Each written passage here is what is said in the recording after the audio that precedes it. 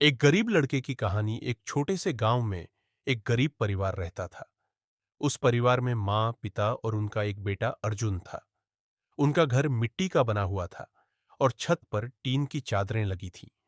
बरसात में छत टपकती थी और गर्मियों में घर बहुत गर्म हो जाता था। अर्जुन के पिता दिन भर खेतों में मजदूरी करते थे। कभी काम मिलता, कभी नहीं। उसकी माँ गांव के घरों में बर्तन मांजने और सिलाई करने का काम करती थी। दोनों की कमाई इतनी कम थी कि कई बार घर में केवल एक समय का ही खाना बन पाता था। लेकिन फिर भी वे अपने बेटे की पढ़ाई कभी नहीं रुकने देते थे।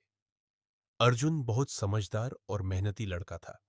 वह जानता था कि उसके माता पिता कितनी मेहनत करते हैं।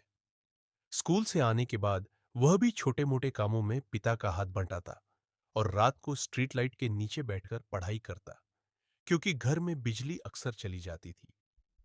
एक दिन स्कूल में शिक्षक ने पूछा, बड़े होकर तुम क्या बनना चाहते हो?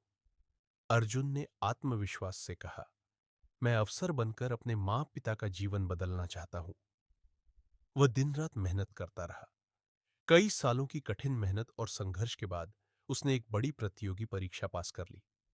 जब नियुक्ति पत्र घर आया तो उसकी माँ की आंखों में खुशी के आंसू थे और पिता गर्व से मुस्कुरा रहे थे।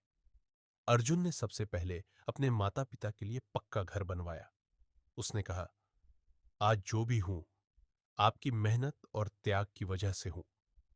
सीख, गरीबी कभी सपनों की दुश्मन नहीं होती। अगर मेहनत, हौसला और माता पिता का आशीर्वाद साथ हो तो कोई भी मुश्किल रास्ता आसान बन सकता है।